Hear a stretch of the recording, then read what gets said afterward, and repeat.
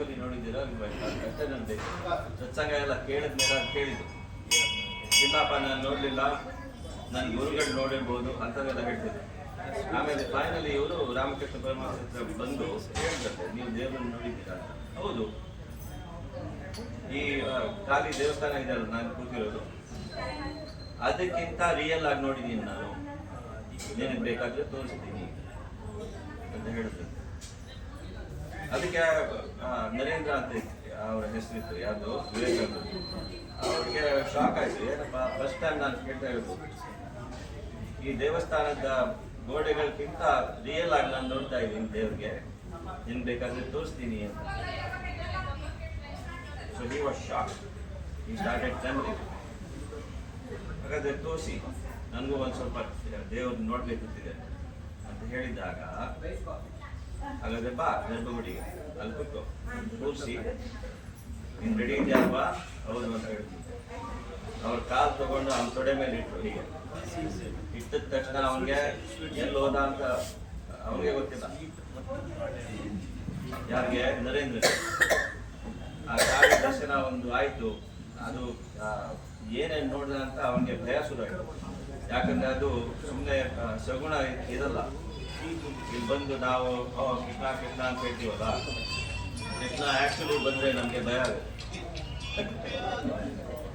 ನಮ್ಮ ಇಮ್ಯಾಜಿನೇಷನ್ ಅಲ್ಲಿ ಇರುತ್ತೆ, ಕೃಷ್ಣ ಅಂದರೆ ಹೀಗೆ, ಕೃಷ್ಣ ಅಂದರೆ ಹಾಗೆ, ದತ್ತಾತ್ರೇಯ ಅಂದರೆ ಹೀಗೆ ಹಾಗೆ ಎಲ್ಲ ಇರುತ್ತೆ. ಆದರೆ ಆ್ಯಕ್ಚುಲಿ ದತ್ತಾತ್ರೇಯ ಏನಾದರೂ ನಿಮ್ಮ ಮನೆಗೆ ಬಂದ ಅಂತ ಹೇಳಿದ್ರೆ ಭಯ ಆಗುತ್ತೆ. ಯಾಕಂದರೆ ನಾವು ಯಾರೂ ರೆಡಿ ಇಲ್ಲ. ಹಾಗೇನು ನರೇಂದ್ರನೂ ರೆಡಿ ಇರಲಿಲ್ಲ. ಅದು ರಾಮಕೃಷ್ಣ ಪರಮಹಂಸರು ಅವನು ಖಾಲಿ ರೂಪ ಸ್ವಲ್ಪ ತೋರಿಸ್ತೀನಿ ಅಂತ ಹೀಗೆ ಇಟ್ಟ ತಕ್ಷಣ ಅವನ ಭಯ ಶುರು ಆಯಿತು. ಒಂದು 2-3 ಸೆಕೆಂಡ್ ಅಷ್ಟೇ ಅವ್ನ ನಡುವೆ ಶುರು ಆದ. ಅದಕ್ಕೆ ಅವರೇ ಇನ್ನು ಬೇಡ, ಇಷ್ಟೇ ಸಾಕು ಇವತ್ತಿಗೆ ಅಂತೇಳಿ ಕಾಲು ತೆಗೆದು, ನೀನು ನೋಡಿದ್ಯಾ ಅಲ್ವಾ ಸ್ವಲ್ಪ ಟೇಸ್ಟ್, ಈಗ ಇನ್ಮೇಲೆ ಹೋಗಿ ಧ್ಯಾನ ಮಾಡು, ಜಪ ಮಾಡು ಹೇಳಿ ಅವ್ನು ಕಳಿಸಿದ್ದು. ಸೊ ಹಾಗೆ ಇದು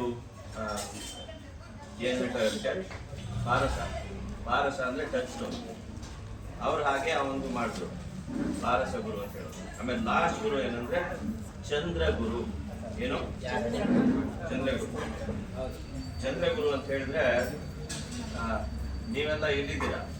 ಗುರುಗಳು ಎಲ್ಲಿದ್ದಾರೆ? ಕ್ಯಾಲಿಫೋರ್ನಿಯಾದಲ್ಲಿ ಇಲ್ಲಿಲ್ಲ. ಆದ್ರೂ ಅವ್ರ ಪವರ್ ಇಲ್ಲಿದೆ, ಅವ್ರ ಆಶೀರ್ವಾದ ಇಲ್ಲಿದೆ.